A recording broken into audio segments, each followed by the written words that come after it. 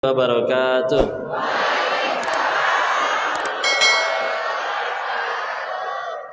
Alhamdulillahirabbil alamin. Alhamdulillahilladzi anzala sakinata fi qulubil mu'minin liyazdadu imana ma imanihim. Segala puji teruntuk hanya kepada Allah, Tuhan semesta alam, sumber segala nikmat dan kebaikan. Tidak ada nikmat melainkan pasti dari Allah. Dan salah satu nikmat yang paling besar hari ini, kita duduk di sini di tempat yang baik, dalam kegiatan yang baik, di bulan yang baik, bersama orang-orang yang baik. Ini orang baik ini teh. Mana senyumnya orang baik mana? Ya elah. Untung nggak ada seledrinya ya. Gitu ya, alhamdulillah. Dan salawat beserta salam semoga selalu tercurah kepada junjungan kita baginda Rasulullah Muhammad sallallahu alaihi wasallam beserta para keluarga dan sahabatnya, dan semoga Allah sanggupkan kita untuk bisa istiqomah mengikuti sunnah-sunnah beliau sampai akhir hayat kita. Amin ya rabbal alamin. Alhamdulillah, terima kasih kepada Prisma ya, mewakili Masjid Besar Ciparai, para pemudanya, dan salam takzim saya kepada para alim ulama, asatidz, kiai. Izin ikut ngaji bareng di sini, Ustaz. Izin ya, ini nggak apa-apa saya duduk di atas. Untung di atas kursi ya, bukan di atas meja. Lebih nggak sopan ya. Alhamdulillah, salah satu nikmat dari Allah, karena mudah bagi Allah mematikan diri ini detik itu juga waktu masih tinggal di Thailand.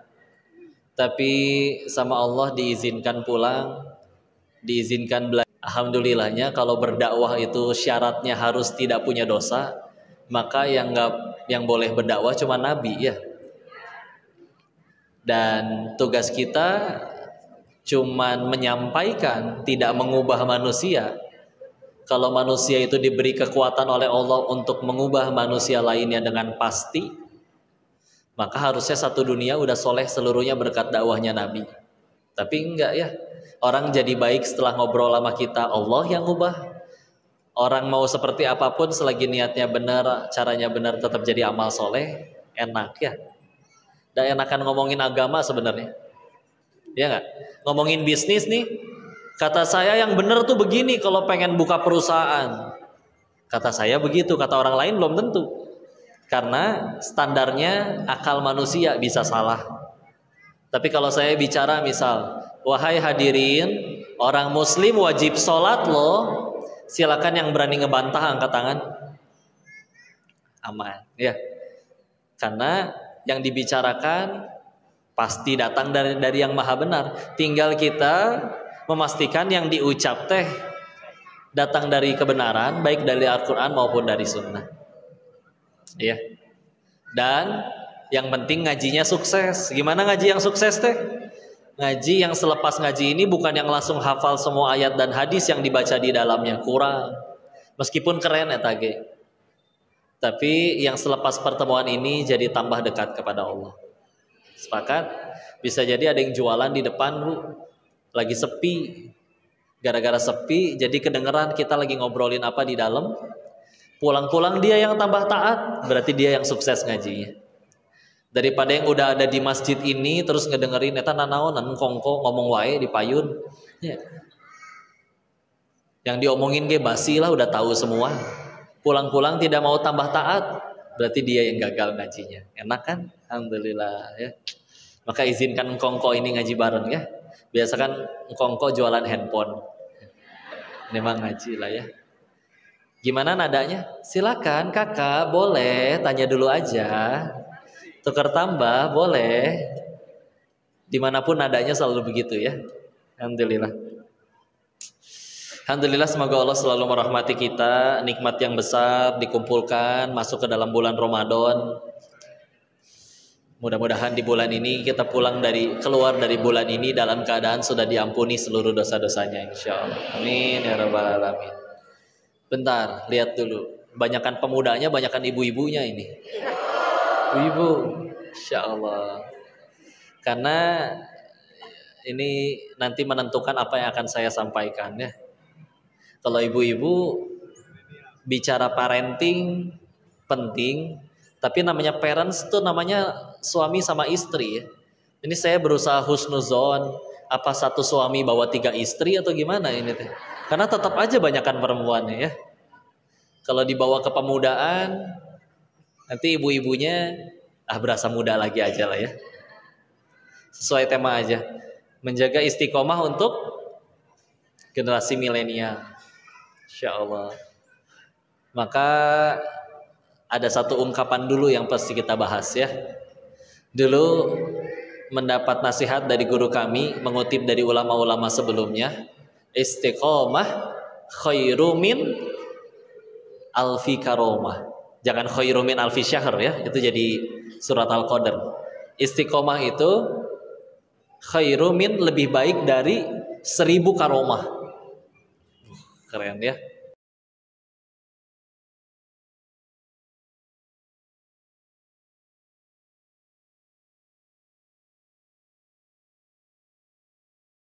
Ada orang mampu melakukan hal-hal yang di luar akal, bisa jalan di air, bisa terbang, bisa ngeramal, bisa mengubah korong jadi emas misalkan ya. Misal ini mah ya.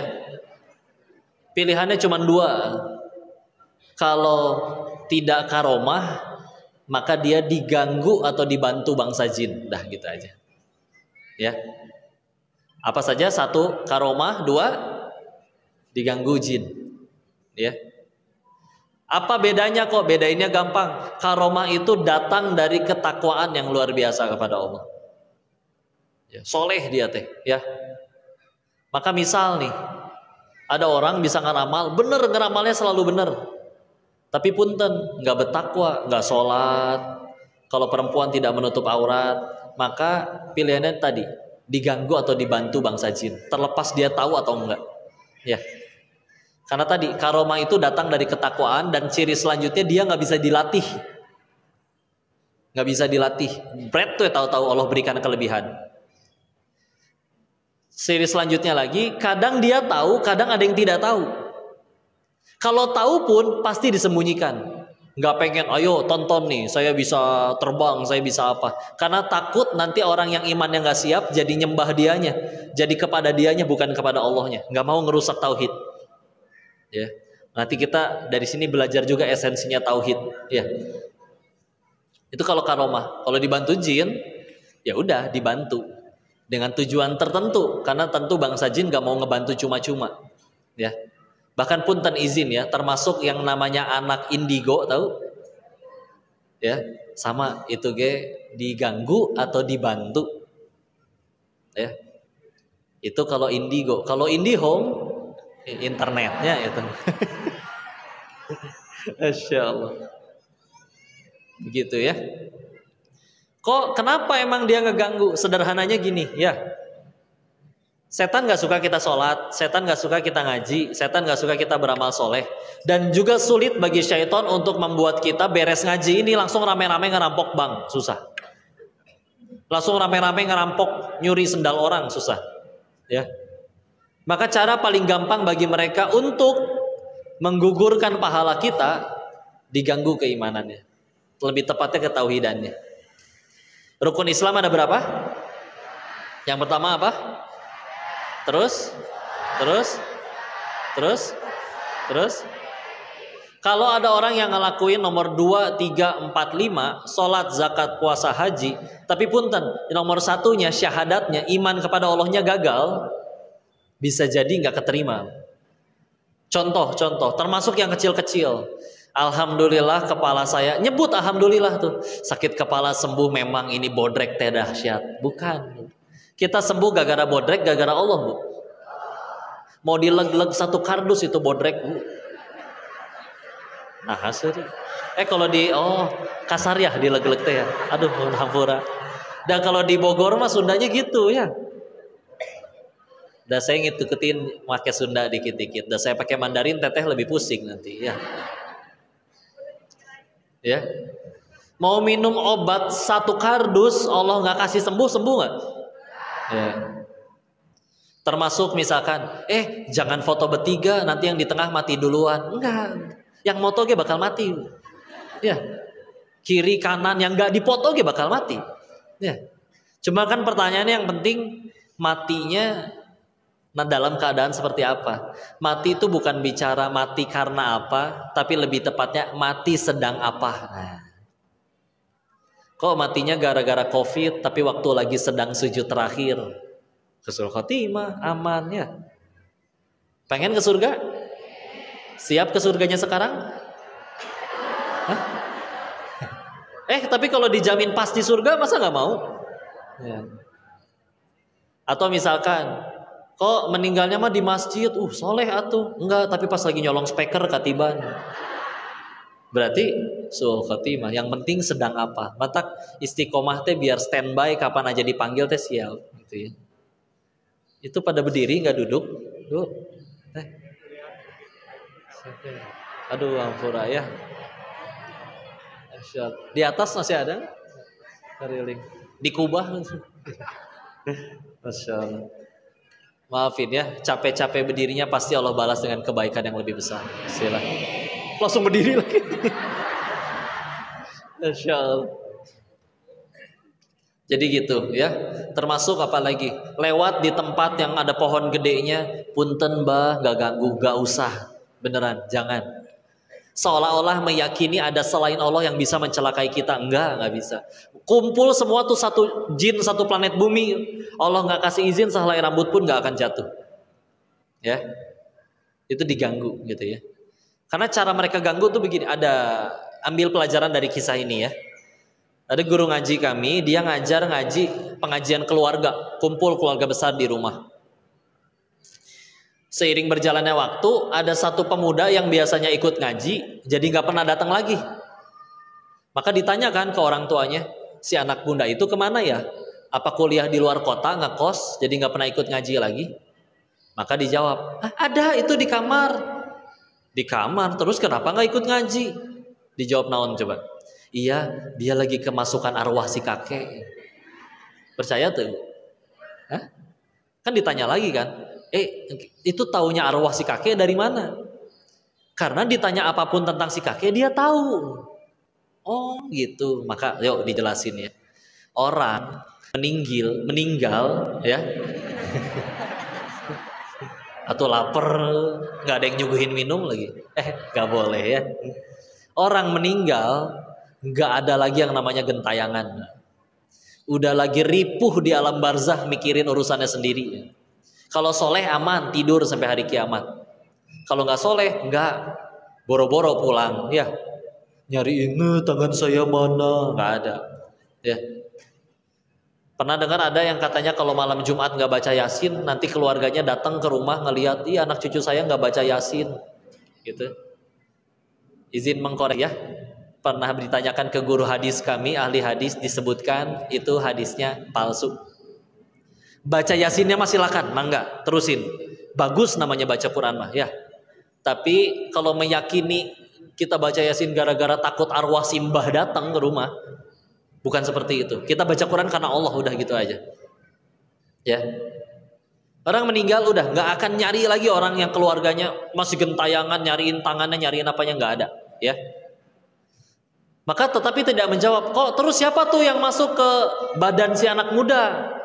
Kalau dia bukan si kakek, kok bisa tahu segala hal tentang si kakek? Maka manusia itu dari lahir sampai meninggal itu tidak hanya didampingi oleh malaikat pencatat amal, tapi juga oleh namanya jin Qorin ya.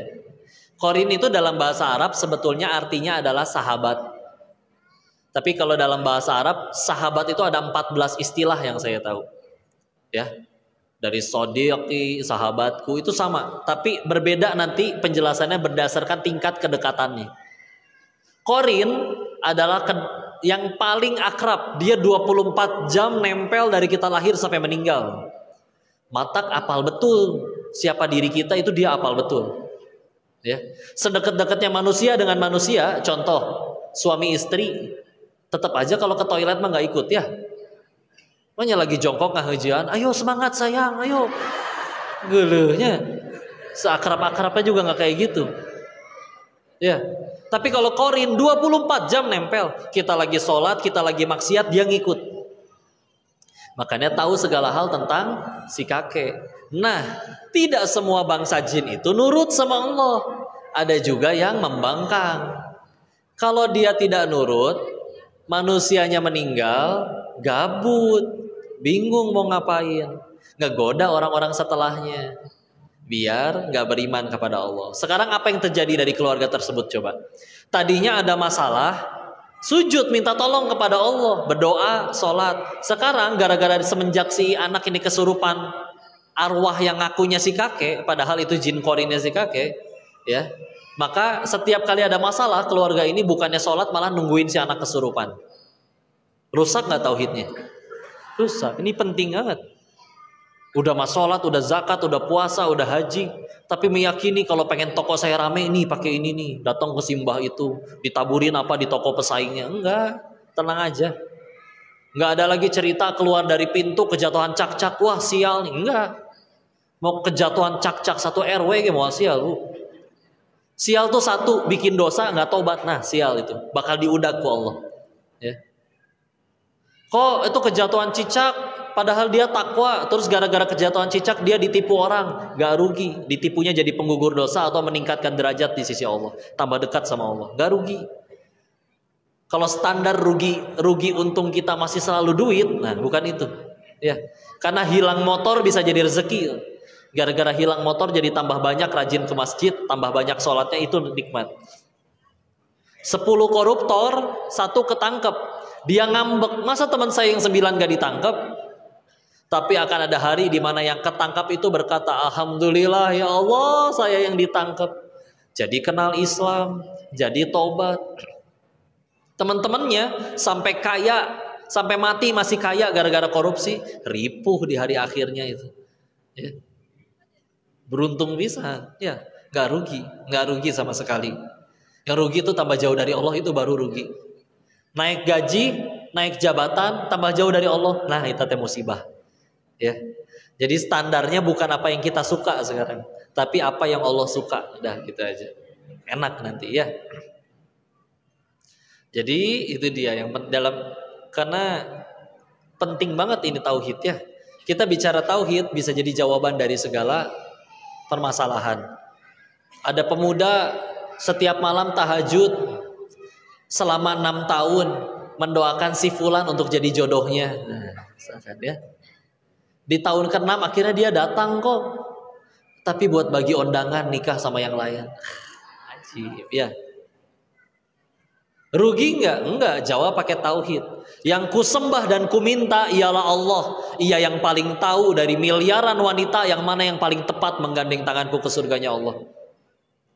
Dan dia enggak cuma maha tahu, Allah juga maha baik. Tidak mungkin sengaja menjauhkan yang baik dan mendekatkan yang buruk, mustahil itu dilakukan olehnya. Maka aku meminta selama 6 tahun jodoh terbaik yang bisa menggandeng tanganku ke surga.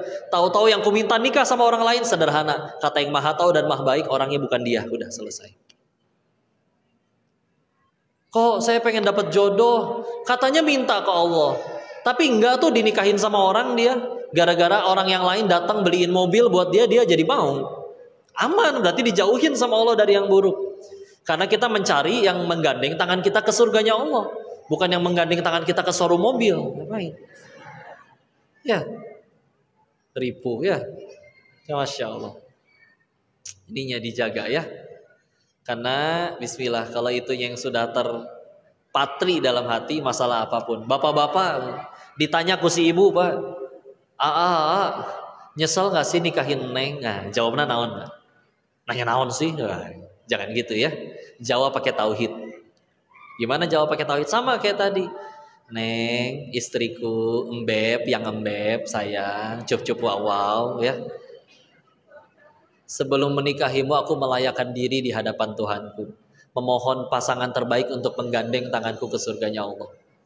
Dan Allah tahu dari miliaran wanita yang mana yang paling tepat menggandeng tanganku ke surganya Allah, yang memudahkanku masuk surganya Allah.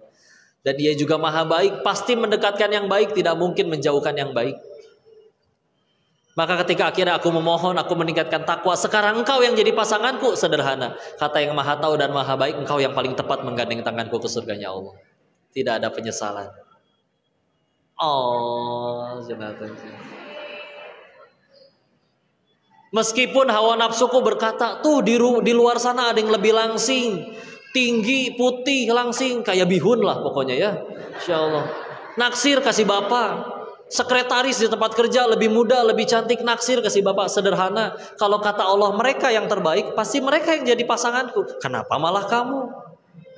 Sederhana. Karena kamu yang dipilih Allah. Meskipun hawa nafsuku berkata lain, aku tetap mengikuti Allah, bukan hawa nafsu. Selesai. Ah, udah tuh ya, cair duit ya. Alhamdulillah. Alhamdulillah, gitulah ya. Solusi itu, solusi banget tauhid itu ya. Karena kalau tidak bertauhid, ada ilah lain di hati kita, sama itu juga yang menentukan penderitaan dan kebahagiaan kita.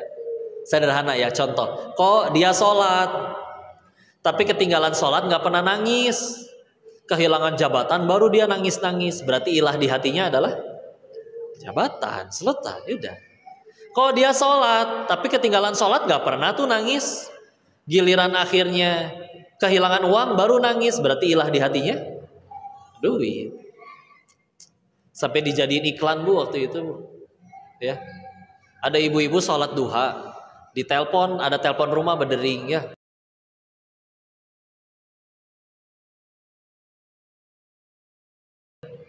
Diangkat ke si anak, ditanya sama nelpon, nak, ini tante, mama kamu nak lagi sholat duha tante. Wah si ibu teh senang, masya Allah. Beres sholat dipeluk si anak teh, anak soleh, pinter nih, uang jajan gitu ya.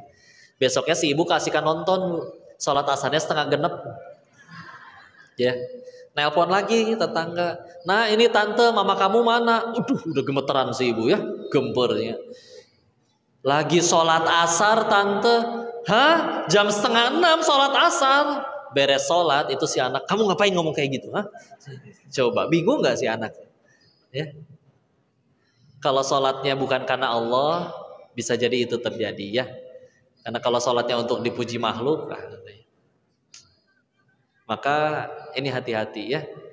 Karena ingat, ketika kita bicara kebutuhan manusia, ada sebetulnya sederhana, sandang, pangan, papan. Tapi ingat, saya sering bahas ada kebutuhan manusia yang keempat. Apa itu? Kebutuhan ingin diakui orang lain. Apa buktinya kok? Lihat kaki kita ada berapa? 2. Berarti butuh alas kaki berapa? 2. Kenapa ada yang punya 50 pasang? Ganti, ya boleh. Kok terserah saya, ada belinya uang halal, nggak nyuri, nggak ngutang. Masa nggak boleh beli sepatu banyak? Boleh, nggak ada yang bilang nggak boleh. Tapi kalau belinya untuk dipuji orang, capek nanti ya. Sepatu bodasnya anyar keneh, masih bau wangi, dibawa ke masjid. Coba kira-kira, sholatnya paling depan atau paling belakang? Sengaja kan, biar pas ruku ayak keneh. Sami Allahu liman hamidah. Tapi kok ini sepatu baru kerasa sempit ya. Saking barunya, plastik yang buat ngeganjel di dalamnya belum dikeluarin. Pulang-pulang hujan, becek, tanah, coklat ya. Sok jujur, tetap dipakai atau diteng-teng? Ya. Sepatu yang fungsinya mencegah kita dari kacugak, mending keneh kacugak daripada sepatunya kotor. Segitu ya. Insya Allah. Jam tangan ya sama bu. Apal jam tangan, fungsinya apa jam tangan? Melihat waktu ya. Berarti kalau jam tangan yang di etalase pinggir jalan tuh yang 50 ribuan, meskipun gambarnya Dora gitu ya, tetap bisa kan ngelihat waktu. Tapi kenapa ada yang beli jam tangan 5 miliar? Ayah bu di Jakarta. Hah? Kok yang mahal lebih awet? Yang murah kalau nggak awet nggak sakit hati kalau rusak. Ganti tiap bulan 50 ribu nggak sedih. Ya? Enggak, soalnya kalau kita beli mobil mahal sama mobil murah, biasanya mobil mahal larinya lebih kenceng daripada yang murah. Coba jam tangan, emang jam mahal itu muternya lebih kencang daripada yang murah? Dasar ruangnya. Pak, jam tangan bapak teh 5 miliar, kelebihannya apa pak? Ini satu jamnya setara dengan 5 menit kok. Atau rusak dipakai kene. Beratnya. Udah gitu paling sakit hati itu udah mah pakai barang mahal, orang nggak percaya itu mahal. Itu lebih gondok. Ada teman waktu di Thailand ya, dia memang diuji, orang tuh nggak percaya kalau dia pakai barang bagus, barang mahal. Jadi untuk menanggulangi dia dihina oleh orang, itu jam tangannya ya, dia setruk bon pembelian jam tangannya di kantongan kemana-mana. Ganti celana iring ya bonna ya. Setiap kali dihina ditunjukin, tuh lihat bro, baca sendiri harganya berapa. Tetep we netizen mah ya, itu bonnya siapa kamu ambil. Kan kalau Allah maha benar Allah dengan segala firman-Nya. Kalau netizen maha benar netizen dengan segala komennya. Insya Allah. Capek ya. Udahlah terima. Karena kalau nggak terima ya sama sakit hati ya. Ibu-ibu pengen selalu kelihatan langsing. Setiap foto tahan nafas. Kasihan ya. Pas dilihat foto, bu kenapa wajahnya make upnya biru begini? Bukan, itu teh ngap ya. Lihat wanita demi terlihat langsing sampai menciptakan benda yang namanya korset. Ngap lihatnya juga. Bu jawab dengan jujur ya. Saya masih agak rancu standar foto bagus menurut ibu-ibu itu seperti apa sebetulnya. Kalau misalkan ibu foto bersepuluh orang, semuanya fotonya bagus, senyum jernih luar biasa. Tapi ibu perem sorangan di situ bu. Ya. Pengen diulang nggak fotonya? Oh gitu standarnya. Oke. Yang lain perem bu, ibu bagus sendiri. Itu yang diupload. Oh gitu. Egois kalian ya. Insya Allah. Udahlah. Ulangi. Kelihatan gendut katanya. Insya Allah. Udah jangan takut ya. Bu, jangan takut jadi tua ya. Kenapa? Udah jadi, nggak bisa mundur ya. Nggak ada bisa berkata, ih si Koko mah nggak tahu dulu ibu kalau pakai seragam SMA lucu loh. Iya bu percaya. Pengen tambah lucu nggak bu? Ibu pakai lagi tuh seragam SMA-nya sekarang. Ya. Datang ke masjid ini ya. Pecah itu luar biasa ya. Udahlah terima ya. Terima. Karena salah satu alasan kita sulit untuk bahagia tadi jelas. Di hati kita ada ilah selain Allah. Maka lihat anak kecil lah.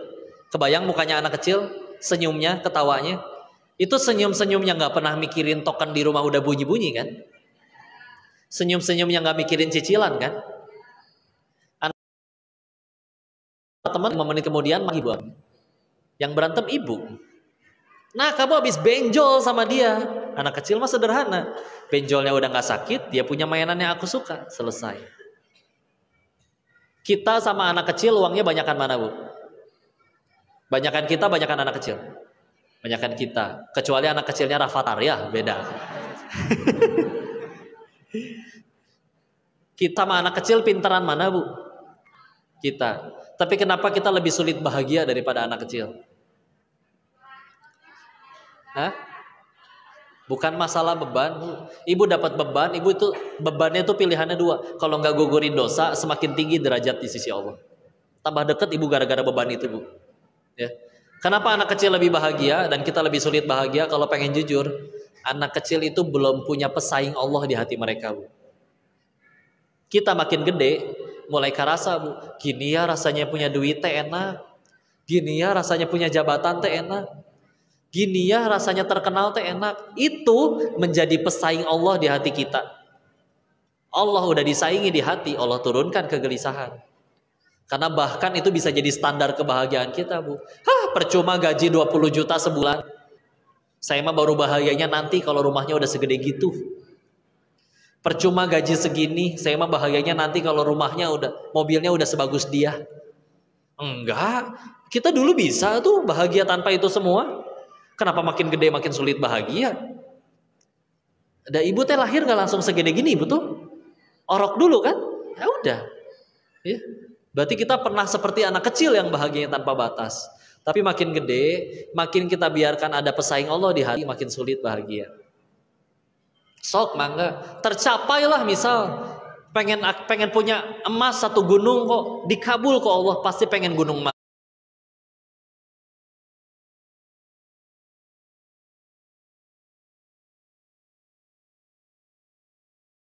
Tercapailah misal pengen punya emas 1 gunung kok, dikabul kok Allah, pasti pengen gunung emas.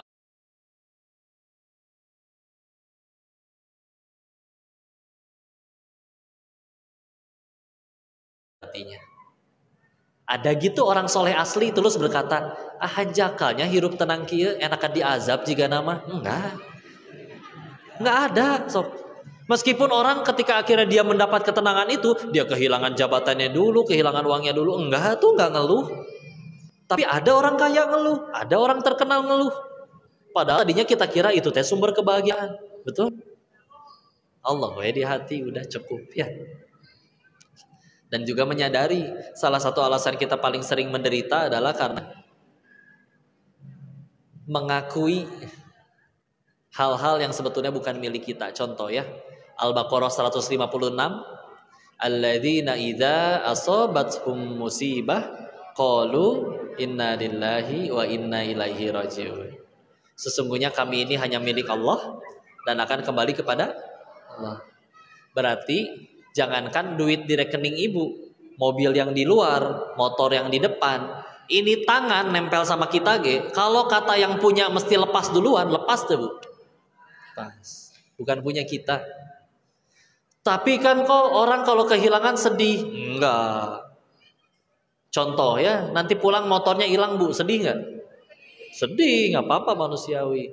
Tapi ada Pak, Bu, namanya Pak Burhan, tinggalnya di desa Sragen, RT 4 RW 5. Pokoknya ibu nggak kenal pokoknya mah. Ya. Nah si bapak yang tidak dikenal itu motornya juga hilang, ibu sedih nggak? Enggak. Kenapa? Satu nggak kenal, dua yang penting bukan punya saya. Ya kan? Sama kayak ibu-ibu yang berkata saya nggak apa-apa kok poligami, itu syariat Islam. Asal satu syaratnya, jangan suami saya. Gitu Bu ya. Insya Allah. Enggak, kalau manusia itu sedih karena kehilangan, maka satu orang hilang motor, satu dunia harusnya sedih. Tapi enggak tuh, kita baru sedih ketika kehilangan sesuatu yang kita akui sebagai milik kita. Ya, da aslinya kata Al-Baqarah 156 teh dititip eta teh. Ibarat ginilah, hamba nih titip ya, tuh buat bukan buat kamu. Ginilah, Bu, saya mau ke air, titip handphone boleh? Boleh. Saya keluar dari air, Bu, saya boleh ambil handphone saya tadi? Ibu ngambek gak ya saya ambil handphone saya? Enggak, karena emang ini punya. Iya, masa diambek, ya kan? Bukan punya ibu soalnya. Tapi kadang kita nggak kayak gitu ke Allah. Ya, hamba, nih ya, harta, jabatan, popularitas, kekuasaan. Titipan buat nyari tahu kamu tambah baik apa tambah rusak.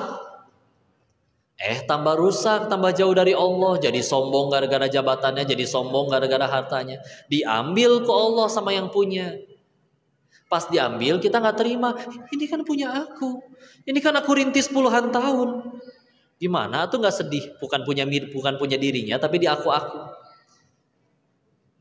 Tapi kok diambil kok? Bukan karena Allahnya jahat, tapi justru menyelamatkan karena kita nggak lulus ujiannya. Ginilah, anak kecil doyannya makan apa Bu? Permen. Dia udah sakit gigi masih makan permen. Ibu ambil nggak permennya Bu?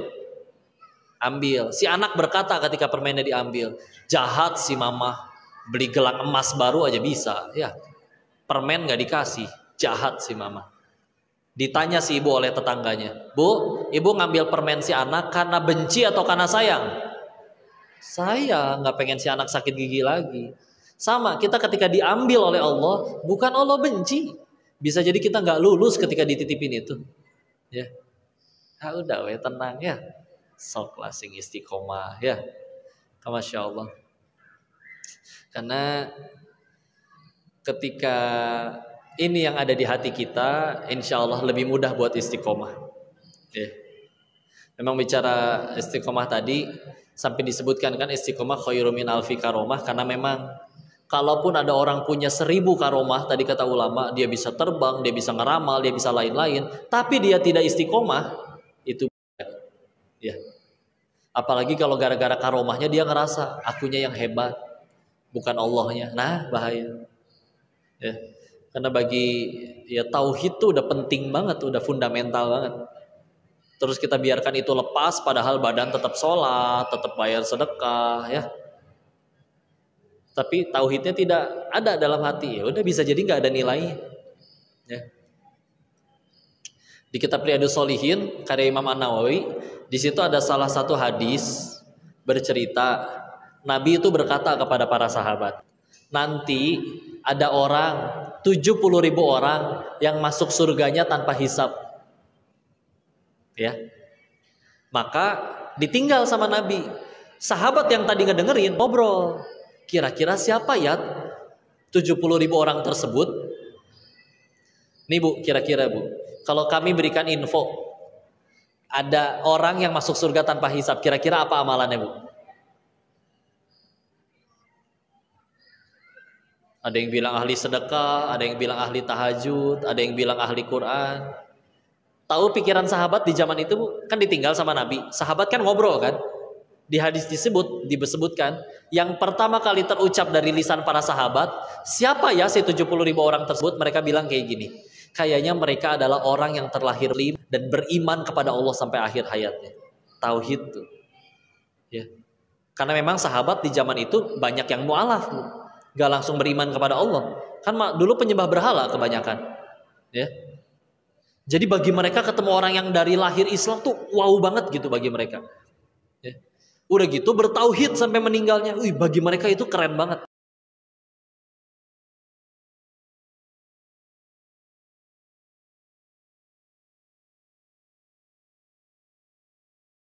Surga tanpa hisab tuh yang bertauhid ya. Sekarang syaitan ngegoda kita. Sholat sono silakan, mangga pengajian sholat. Tapi giliran rezeki takut, giliran toko sepi takut, giliran masalah yang berhubungan dengan keimanan kepada Allah dibikin buyar. Ya. Sholat ya sholat, giliran tokonya sepi datang ke simbah yang itu, minta dijampe dan lain-lain. Jangan ya. Sampai dulu ada di Jawa Timur, ada anak kecil katanya kesambar petir sambil megang batu. Maka batunya dianggap jadi bisa nyembuhin orang. Jadi orang teh datang bawa air di gayung, nanti dicelupin pakai batu itu, namanya teh batu ponari gitu.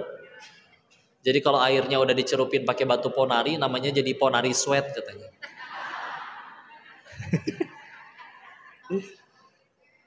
Oh udah ganti Bu. Oh udah ganti katanya jadi pokari Bu. Ya, Masya Allah. Jadi gitulah ya. Yuk tingkatkan iman, tingkatkan takwa, berusaha untuk istiqomah. Ya. Minta untuk istiqomah silakan, boleh. Beberapa doanya ada seperti misalkan kayak Nabi berdoa, ya muqallibal qulub, tsabbit qalbi ala dinik. Kalau sendiri qalbi ya, kalau banyakan qulubana, tsabbit qulubana ala dinik. Ya. Itu minta supaya diteguhkan hati kita di atas agama kita.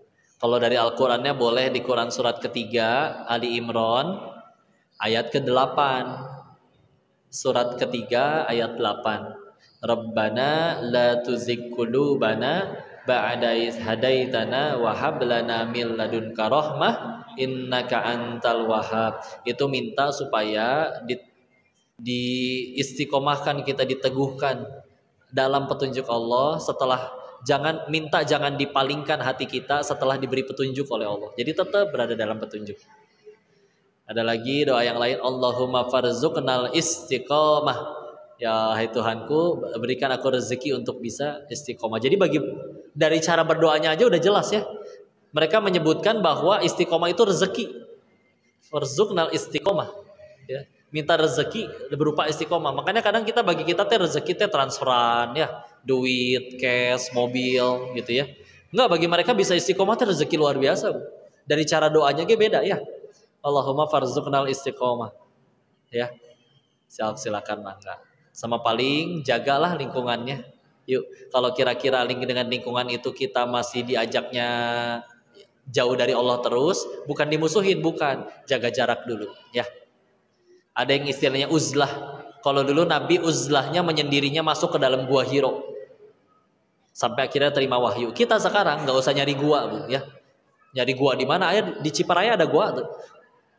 Ya, menyendiri itu bisa ya udah jaga jarak dulu sama teman-teman yang ngajak maksiat. Bukan dimusuhin, bukan. Suatu saat kita udah bisa istiqomah, kita balik lagi ke mereka. Siapa tahu bisa jadi jalan dakwah bagi mereka. Ya. Karena memang bahkan Nabi menyebutkan di hadis yang lain, al-qamaqala Rasulullah SAW bersabda yang maknanya, Kalau ada orang yang bisa bertahan di tengah masyarakat, bertahan menghadapi godaan dari masyarakat tersebut, dia bisa istiqomah dalam ketaatan, itu lebih baik daripada yang tinggal sendirian di atas gunung menyendiri. Tapi dia menyendiri pun beribadah. Karena ujiannya lebih berat di tengah. Dan kita juga berusaha jadi rahmat bagi seluruh alam di situ. Nyebarin kebaikan, nasihatin kebaikan. Ya, bismillah ya, insya Allah. Jadi begitu, silakan dijaga. Dan sekali lagi ingat bahwa kita jadi hebat itu ditolong Allah, bukan kitanya yang hebat. Maka layakan diri kita agar layak ditolong Allah. Mumpung banyakkan perempuannya, saya pengen berpesan dulu ya. Saya bertanya dulu, di sini ada nggak yang pacaran? Hah? Nggak. Ngetesnya gampang ya. Nggak cuma pacaran, WA-an sama yang lawan jenis padahal nggak penting, bukan urusan darurat, juga jangan ya. Kalau misalkan kalian kenal ada yang seperti itu, silakan bisikan astagfirullah ke telinga kawannya. Terlihat temannya, astagfirullah ya.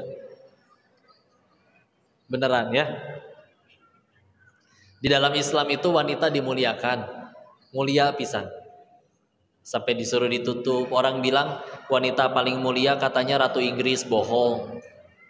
Ratu Inggris masih bisa disentuh orang, Bu. Ketemu tamu negara dia salaman, cipika-cipiki. Kalian setiap wanita lebih mulia daripada sekadar Ratu Inggris. Ya. Sampai ada surat perempuan kan di dalam Al-Qur'an, An-Nisa. Tapi surat Ar-Rijal nggak ada, Bu. Surat lelaki. Dan kalau ada laki-laki ingin menyentuh kalian, syaratnya satu, buat perjanjian dengan sang pencipta wanitanya. Misakon golilo, termasuk di dalamnya menjaga, melindungi, menafkahi lahir dan batin, mendidik lengkap semuanya. Kalau ngelakuin itu aja nggak berani, jangankan menyentuh, menatapnya saja pun tidak berhak laki-laki. Ya. Serius ya, dijaga. Karena yang rugi nanti perempuannya. Maka misalkan kalian punya Instagram yang akhwat? Punya. Misalkan Instagram kalian di DM oleh Song Joong Ki misal, atau misalkan 7 personil BTS mualaf semuanya, saking solehnya mereka hafal 31 juz, offset ya, kelebihan. Dan mereka siap untuk menjadi suami ke-1 sampai suami ke-7 kalian, namanya geng ngayal ya, serakah. Apapun yang datang, siapapun yang datang, tapi ngajaknya pacaran, berkata cinta, jawab dengan tegas, halalkan atau tinggalkan. Sederhana. Tak kenal maka tak ta'aruf, tak sayang. Ya. Nanti dia berkata, tapi Neng, aku beneran sayang sama Neng. Kalau beneran sayang silakan, Bapak standby di rumah tiap pada Isya. Jangan lupa bawa martabak. Atau sing modalnya, Insya Allah. Enggak, karena kalau manusia cinta sama manusia lainnya, pasti ingin bersama selalu dengan orang yang dia cintai, betul? Masalahnya kan di dunia nggak bisa selamanya. Terpisah jarak, terpisah maut. Terus dia ngakunya sayang, tapi nggak ngajak ke sorga, tempat untuk bahagia selamanya. Ya, ngakunya sayang, tapi nggak ngajak ke sorga, ngajaknya ke hotel berduaan. Berarti omong kosong. Ulangi. Ngakunya sayang, tapi nggak berani nemuin walinya. Anaknya aja terus yang ditungguin di pengkolan. Ya, berarti omong sederhana. Udah gitu aja. Ya. Biasanya ada yang ngeles berkata, kok kami mah nggak pacaran, tapi setiap jam 3 dia suka WA gitu deh, bangunin tahajud. Eta ya. Pertanyaannya cuma satu ya, jawab dengan jujur. Kalian yakin cuma kalian doang yang di WA? Laki-laki mata tebar piau, brother ya. Ntar ada yang kecaplok baru itu yang disikat ya. Hati-hati ya. Berkata lagi nanti yang lain, kok kami mah gak pacaran, pergi juga selalu ke pengajian kok, di motor juga dihalangin tas biar gak kena-kena. Nyampe pengajian, pematerinya bicara tentang dilarang pacaran. Yang laki-laki WA ke perempuan, sabar sayang, ini ujian.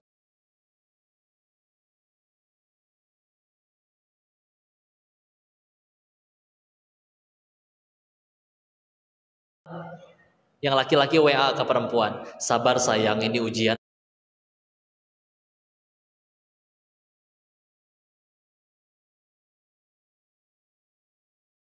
Halalkan atau tinggalkan. Ya, Bismillah ya. Udahlah, ini mumpung di bulan Ramadan, lagi di majelis ilmu penuh oleh malaikat ya. Mustajab doa, mari kita doakan kalau di sini atau ada yang kita kenal lagi berpacaran, kita doakan hari ini juga putus. Kenceng gitu amin. Bagus kok putus biar bisa jadi sama saya. Nah, itu kayak sama aja. Ya, gitu ya.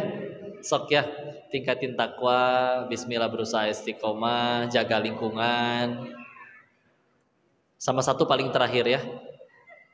Beberapa guru kami ditanya tentang cara istiqomah berbeda-beda. Tapi kalau diri ini pribadi, cara paling mudahnya adalah ingat sama dosa. Karena ingat bahwa misalkan ngelihat orang, dia cuma 5 waktu kok. 5 waktunya kadang telat. Zuhur 2:30, asar 5:30. Gak pernah duha kok, gak pernah tahajud, gak berdakwah. Yang kayak gitu masih bisa ke surga gak? Bisa. Kenapa? Karena saya tahu dosa dia gak sebanyak dosa saya. Yang lagi berbicara ini mudah banget bagi Allah dimatikan waktu lagi bermaksiat di Thailand, waktu masih jadi bandar judi.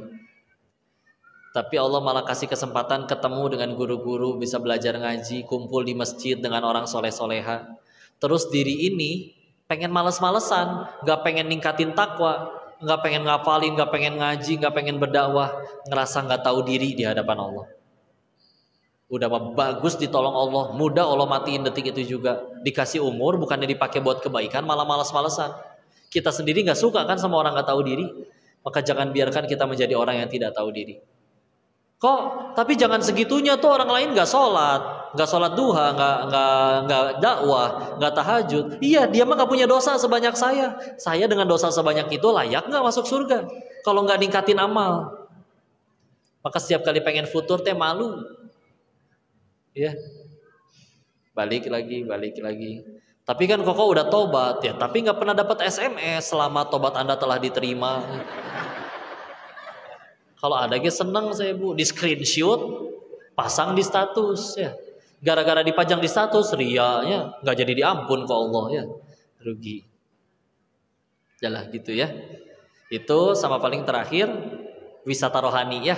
Kalau lagi futur, wisata rohaninya kemana? Ketemu orang-orang yang ada pernah, kalau di situ ada rumah singgah Al-Fatih itu, di Dokter Junjunan Pasteur. Ada rumah kanker waktu di Surabaya. Itu ketemu Bu sama anak-anak yang dari kecil udah bocor jantung, hidrosepalus. Ada yang dari ketemu sama ibunya kemarin dari umur 5, udah mama nanti anaknya 8 tahun. Udah gitu dari anaknya umur 5 tahun sampai sekarang 9 tahun masih koma tidak bangun. Ya. Ada anak kecil umur 3 tahun botak, namanya Bilkis, lucu. Botak karena udah banyak jahitan di kepalanya, karena punya masalah tumor otak. Di kepalanya ditaruh selang di dalamnya, nonjol gitu di kepalanya. Tapi tetap namanya senyum anak kecil ya, bahagia. Itu masuk ke tempat-tempat kayak gitu, seketika langsung masalah kita langsung jadi receh. Apalagi kalau masalahnya cuma gara-gara main game, main handphone, main Mobile Legend, push rank, eleh wae ya. Banting handphone, naon gitu mah. Enggak lah, banyak yang hidupnya tidak seberuntung kita. Itu menghidupkan hati banget ya. Nah, silakan, mudah-mudahan itu bisa menjaga kita tetap istiqomah. Mungkin segitu dulu dari yang disampaikan. Mudah-mudahan ada manfaat dan kebaikannya. Silakan dikembalikan kepada MC. Silakan dipilih ya, mau tanya jawab atau foto-foto. Hah? Karena waktunya terbatas nih. Saya kudu berangkat lagi ke Bogor jam 3 Jakarta ya. Jadi kembalikan dulu kepada MC ya. Tafadhol Ustaz.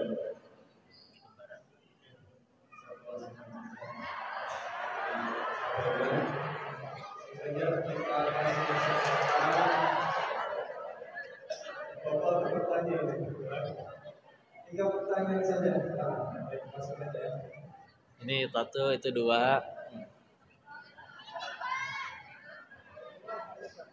Jauh teh di WA aja ya.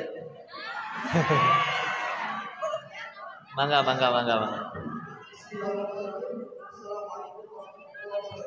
Waalaikumsalam warahmatullahi wabarakatuh. Berdiri di tita-tita wae. Nah, kitanya berdiri cenah. Ini berdiri itu, Bu.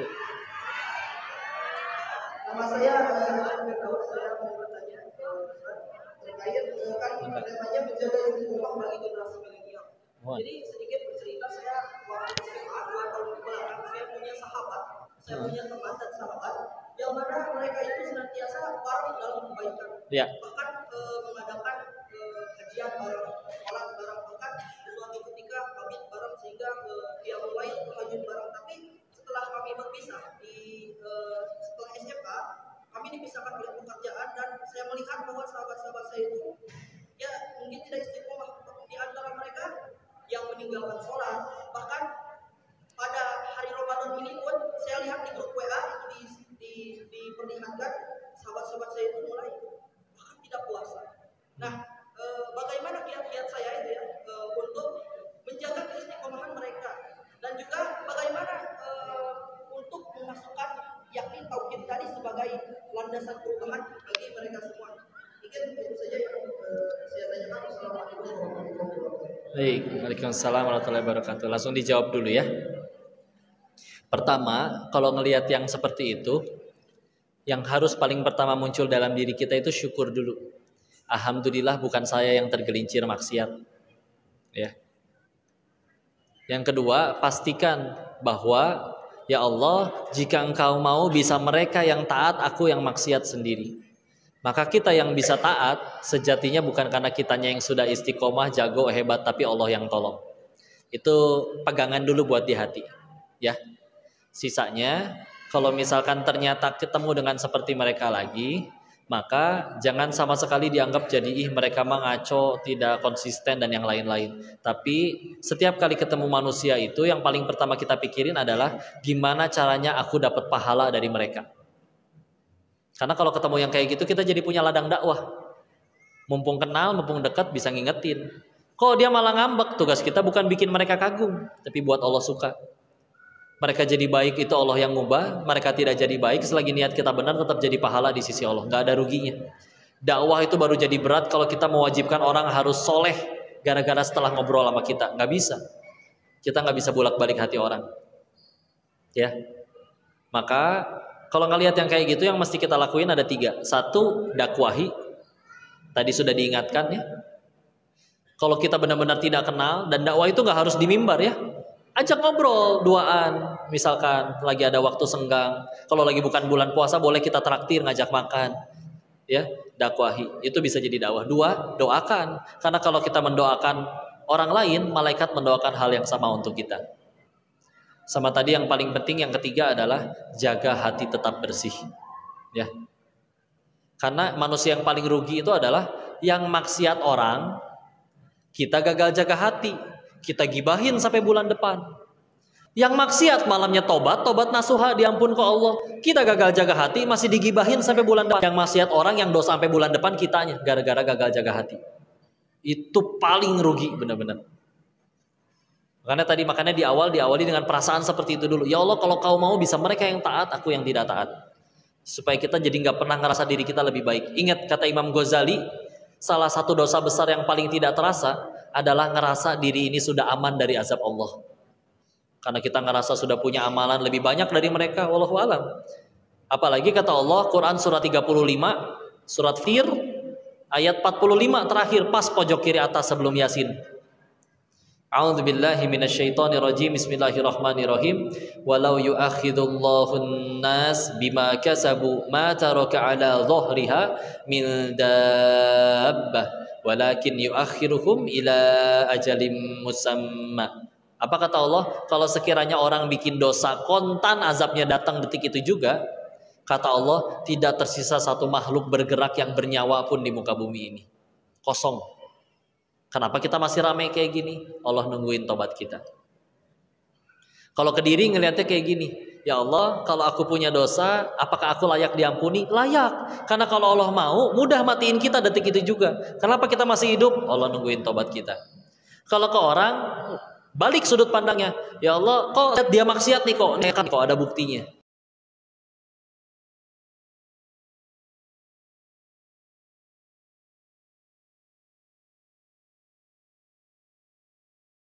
orang balik sudut pandangnya. Ya Allah, kok dia maksiat nih, kok nekat, kok ada buktinya.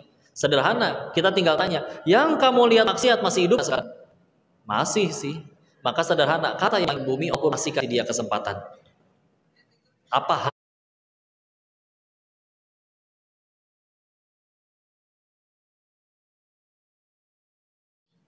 Padahal kita sama-sama pernah punya dosa yang layak Allah matikan detik itu juga. Ya, itu ayat pegangan kita banget lah ya. Tapi alhamdulillah kalau sekedar hanya perasaan miris, sedih, tentu itu kebaikan. Tapi hati-hati, karena di luar sana malah banyak yang tergelincir, ngerasa soleh sendiri, bahkan sampai menghakimi orang. Nah itu jangan sampai. Sisanya kalau kita sudah merapikan hati kitanya, metode dakwah sih macam-macam. Tapi masalahnya dakwah secantik dan sebagus apapun pembicaraan, tapi nggak pakai hati, nggak sambil jaga hati, bisa jadi nggak mempan. Ya, karena dakwahnya pakai cinta, pakai kasih sayang. Ya, kesenggol spakbornya di lampu merah, digebrak, sabar dong, innallaha ma'asobirin, tahu benar dalil nama Al-Baqarah 153, tapi nggak pakai hati, berantem doanya.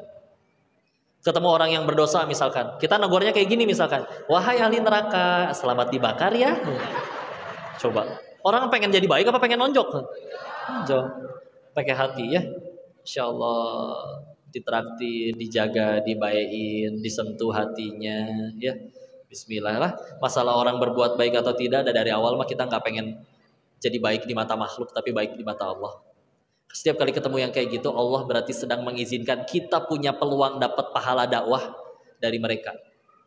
Karena pernah orang kaya tobat, pengen nyari masjid, nggak ada kotak amalnya.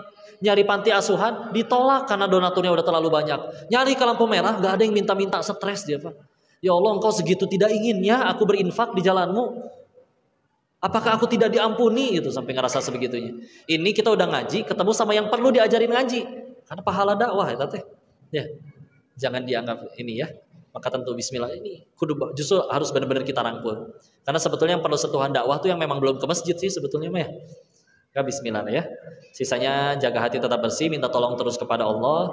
Bismillah, mudah-mudahan Allah izinkan AA yang menjadi wasilah kebaikan bagi mereka. Semoga Allah muliakan antum. Barakallahu fikum. Assalamualaikum warahmatullahi wabarakatuh.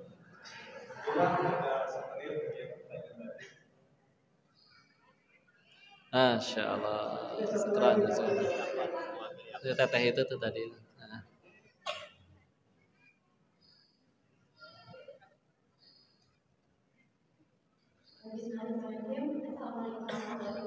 Waalaikumsalam warahmatullahi wabarakatuh. Ya. Ada sekali banyak kegagalan yang mungkin banyak orang. Tenang. Kenapa ada banyak kegagalan? Ada banyak kegagalan mungkin yang banyak orang merasakan. Ya. Gagal misalnya ada yang ingin lulus P3K gagal. Oke. Ada yang ingin menikah gagal. Ya. Ada orang tua yang mungkin bagaimana? Ya. Kemudian dari kegagalan itu muncul insecure yang tidak kunjung reda. Pertanyaannya, tenang teteh, tenang. Saya percaya Allah itu selalu memberikan yang terbaik bagi umatnya. Ya. Tapi mengapa terkadang harapan itu terlalu sekali jauh dari apa yang kita inginkan? Ya, baik insya Allah. Tapi cukup sulit sekali membedakan apakah ini ketetapan atau justru ujian yang Allah berikan untuk mencapai garis yang kita harapkan untuk selalu dikokang di jalannya. Masya Allah. Berkah teteh, insya Allah. Waalaikumsalam warahmatullahi wabarakatuh. Semoga dimuliakan Allah ya. Barakallah teteh. Bismillah. Salah satu begini ya. Allah yang pasti Allah lakukan itu, yang pasti Allah lakukan adalah menolong hambanya. Yang pasti menolong hambanya, bukan mengabulkan setiap permintaannya. Karena satu fakta yang mesti kita terima adalah kita bukan makhluk yang maha tahu. Kata siapa yang kita inginkan itu paling baik buat kita. Ya. Maka ketika misalkan yang maha tahu menetapkan ketentuannya kepada kita yang tidak tahu, alangkah baiknya kita tidak boleh Jangan sampai so tahu. Ya Allah yang benar tuh begini. Enggak, tenang aja. Allahnya pasti baik, Allahnya pasti menolong. Namun cara menolong orang itu nggak melulu selalu dikabulin. Karena kalau bicara selalu dikabulin, misalkan anak kecil kan pengennya permen terus, apa selalu dikabulin sama mamanya? Enggak kan? Ketika tidak diambil, ketika tidak dibeliin permen, justru itu cara ibunya menolong si anak biar nggak sakit gigi. Ya, sama ketika Allah tidak mengabulkan doa kita, bisa jadi itu cara Allah menolong kita untuk tambah dekat ke surganya Allah. Pakai Quran lah ya. Surat Al-Kahfi, surat ke-18. Ada kisah Nabi Musa sama Nabi Khidir, tahu? Ayat 60 sampai 82. Saya pengen fokus kepada 3 perbuatan Nabi Khidir yang diprotes Nabi Musa. 1, ngelubangin perahu, 2, ngebunuh anak kecil, dan 3, mereka minta dijamu tapi tidak dijamu, malah ngebangun rumah anak yatim. Saya pengen fokus ke yang nomor 2. Ada anak kecil dibunuh sama gurunya Nabi Musa. Kan Nabi Musanya dia nanya, nanaonan? Nggak pakai bahasa Sunda ya. Ini mereka bertanya, kenapa kamu bunuh? Maka dijawab oleh gurunya nanti di akhir perjalanan, karena anak ini akan murtad dan akan mengajak sekeluarganya murtad. Yuk kita bahas skenario pertama. Skenario pertama, si anak tumbuh besar, jadi pejabat, jadi orang kaya, manut sama ibunya, nggak pernah cekcok sama ibunya. Tapi 1, sekeluarga murtad, kumpul di surga nggak? Nggak. Skenario kedua, si anak meninggal dalam keadaan belum punya dosa, ke surga nggak? Surga, karena tanpa dosa. Si ibu, misalkan dari hari si anak wafat sampai hari si ibu wafat, misalkan selisih 40 tahun, dan selama 40 tahun tiap malam si ibu menangisi kepergian anaknya, mempertanyakan kenapa anak saya mati ya Allah, tanpa Allah kasih tahu ada hikmah apa di dalamnya. Tapi si ibu meninggal gak murtad, masih beriman dan beriman kepada Allah. Ke surga lagi gak meninggal pakai iman? Ke surga ketemu gak sama anaknya? Ketemu. Apa artinya pahit sebentar di dunia kalau bisa dapat ganjaran nikmat abadi di surganya Allah? Petani aja rela panas-panasan sampai geheng berbulan-bulan di desa, di sawah, demi panen yang cuma 1 pekan. Apa kita nggak tahan, tangis, sedih, berjibaku di dunia yang hanya beberapa puluh tahun, kalau nyampe itu umurnya. Tapi ganjarannya surga Allah yang abadi, bukan cuma surga Allah yang 1 minggu. Ya, petani aja rela. Ya, bismillah teteh.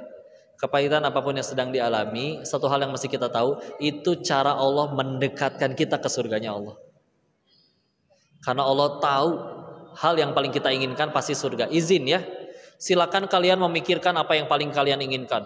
Jodoh, punya suami seperti Song Joong Ki misalkan, atau punya rumah, punya harta. Silakan mangga, mumpung boleh ngayal. Tapi kata Allah kayak gini, semua yang kamu minta akan dikabul, kecuali 1, tidak ada tempat untukmu di surganya Allah. Mau? Enggak. Dibalik sekarang ke Allah. Semua yang kamu minta moal dikabul hijige, dijamin hidup nalangsa. Tapi Allah cuma janji 1, disediakan tempat terbaik nanti surganya Allah. Mau? Berarti sejatinya yang paling kita inginkan adalah kabar baiknya Allah akan paling melakukan berbagai macam cara agar kita nyampe ke surganya. Tapi standarnya bukan pakai standar manusia. Karena kita manusia bisa salah. Bagi kita dulu paling baik itu makan coklat tiap hari. Tapi enggak, kita pas gede baru sadar bahwa makan coklat bukan yang terbaik untuk diri kita. Ya. Fakta yang mesti kita ketahui tadi ya, kita bukan makhluk yang maha tahu. Jangankan masa depan lah, jumlah gigi kita sendiri aja kita nggak tahu. Saya sampai sekarang nggak pernah ngitung nih jumlah gigi saya ada berapa. Teteh pernah ngitung? Enggak. Apalagi masa depan, apalagi kapan meninggal, apalagi nasib. Ya. Kabar baiknya tapi tadi kita diurus oleh Allah yang maha tahu dan juga maha baik. Bismillah teteh, pahit memang, tapi demi Allah setiap tetes keringatnya, setiap tetes air matanya itu mengangkat derajat teteh tambah tinggi ke surganya Allah insya Allah. Semoga Allah muliakan ya. Barakallahu fikum. Semoga bisa menjawab pertanyaannya. Wallahu a'lam bishawab.